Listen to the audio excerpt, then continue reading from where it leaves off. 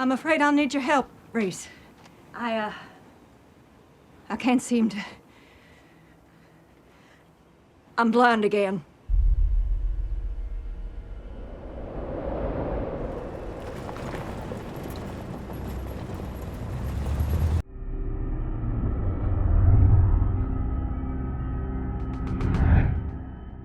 Over at the Fisher's residence, Ella is doing the dishes when she suddenly loses her eyesight. With both her kids unavailable at the moment, the blind woman has no choice but to call the attention of Reese, one of Burton's friends. With his help, she makes her way to the car as the duo drives to the hospital. As they leave, an escaped Bob watches from a distance as the hitman comes up with a diabolical plan. After a long drive, Ella finally reaches the clinic and meets Dee Dee, while Reese lounges in the waiting room. Following the duo, a cunning Bob also pulls into the hospital's parking lot and uses a knife to slice his arm open. Holding his bleeding arm, Bob pretends to be helplessly injured and busts into the clinic. Unaware of his plan, an unsuspecting Reese moves to help, but the hitman suddenly pulls out a knife and stabs him multiple times. Reese counters and tackles Bob to the ground, but the veteran killer gains the upper hand and strangles Reese to death. Hearing the ruckus from inside,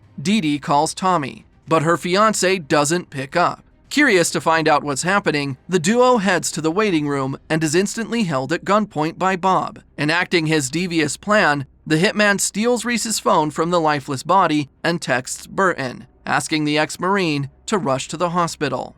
Elsewhere, Tommy revisits his damaged car and finds the sonic weapon he confiscated from Bob. Shortly after he retrieves it, the cop receives a call from the sheriff requesting his presence at 𝐒𝐤𝐢𝐬𝐲 house. Obeying orders, the diligent Tommy drives there and is horrified to find Mary's bloody corpse in the living room. Exploring the house, he finds the sheriff discussing with 𝐒𝐤𝐤𝐬𝐲 about the situation. Upon questioning, the sheriff reveals Bob killed Mary, and, on 𝐒𝐤𝐤𝐬𝐲's orders, makes up a lie about the Fisher siblings being involved with the murder. Seeing through his deceit, Tommy calls out Jackman for working as an inside agent for 𝐒𝐤𝐤𝐬𝐲 and threatens to expose his dealings to the public. Unbothered by his blackmail, the sheriff explains no one in town would believe him, citing the story would ultimately cost him his job and possibly jail time for defamation. Angered by his words, Tommy grabs a pistol and the sonic weapon from his car and returns to the house. He shoots the sheriff multiple times with the gun and uses the sonic weapon to blast 𝐒𝐤𝐤𝐬𝐲 through a glass window. Meanwhile, in the future, Inspector Lobeer invites the three Peripherals out for a stroll. On Flynn's request, Wilf joins them as they head to a secured Met training facility, known as the Zoo. Reaching there, Lobeer sends her assistant Beatrice to conduct a training exercise for Burton and Connor while she converses with Flynn and Wilf. The ex-Marines follow Beatrice to the facility, with the assistant explaining how the exercise works. She highlights there are 8 floors arranged with increasing levels of difficulty. On each story, they will encounter multiple bot opponents, which they must defeat to clear the level and advance to the next floor. After the briefing, Beatrice kicks off the training as the building's lights go out. Using their Peripheral's integrated night vision, they are able to see in the dark and notice 6 bot opponents materialize in the corner. Wasting no time, the trio easily defeats the fighter androids as they clear the level. Before they head to the next floor, Beatrice warns 6 more opponents would be added to each floor until they arrive at the 8th and final story, where they will face 48 opponents. Now aware of the progression, the trio heads for the subsequent floors to continue training. When they're done clearing all the levels and reach the building's roof, Beatrice reveals for the last challenge they'd have to fight each other in a 3-way battle royale.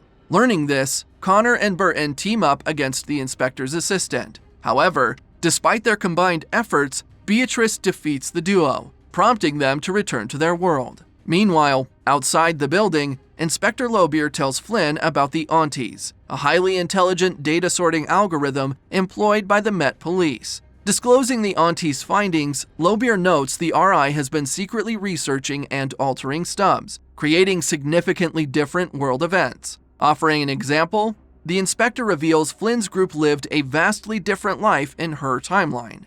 In it, Connor never got crippled. Flynn had a family with Tommy, while Burton didn't survive his Marine service. However, Despite these minor changes, 𝐒𝐸𝐲 notes the most pressing difference in the open stubs is the jackpot, as the catastrophic event is developing at an accelerated rate in Flynn's world. After concluding their conversation, 𝐒𝐸𝐲 promises to meet Flynn again and powers down the peripheral as the gamer logs out of the future.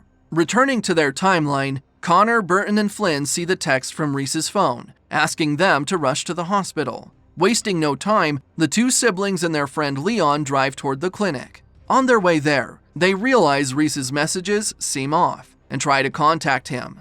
Leon tries to link with Reese using his military implants, but discovers he isn't responding. This immediately raises a red flag as the trio decides to scout the hospital before entering.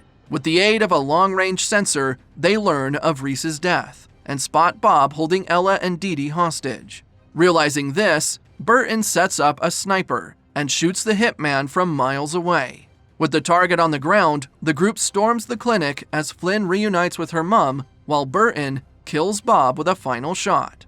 Back at Lev's residence, Ash and Ossian research the data Alita stole from the RI, and finally make a breakthrough discovery as they learn the information is hidden in Flynn's brain. In a shocking twist, it is revealed that Alita specifically hired Burton to carry out the theft mission because of his military implant from the future. It turns out the XRI employee intended to store the stolen data within his implant so it could be hidden in the stub, where it'd be untraceable. However, since Flynn was sent to retrieve the data instead, the uploaded info didn't have a storage site, and as a result, got translated into bacterial DNA inside her brain, the cause of her seizures. Revealed to be in support of the Neoprims, Ash and Ossian keep this discovery from Lev, and secretly plans to retrieve the data and share it with the rebel organization. However, despite their elaborate plans, their plot fails as the observant Lev figures out that they're hiding something and confronts them about it. Holding Ossian hostage, Lev gets Ash to reveal all their findings. As punishment for their betrayal, the Klept slashes Ossian's face and warns the couple never to double-cross him again. Elsewhere, Charisse visits 𝐒𝐸𝐲 and reveals that she knows that Beatrice is not a human, but a peripheral modeled after 𝐒𝐸𝐲's deceased daughter. Compounding on this, she tells the inspector that the stolen data contains a neural adjust mechanism that could wreak havoc in the wrong hands. After the duo's brief meeting, the RI leader asks for the inspector's assistance in killing off Lev and the Fishers. Undecided, 𝐒𝐸𝐲 ponders on the difficult request and closely watches as Charisse exits her office.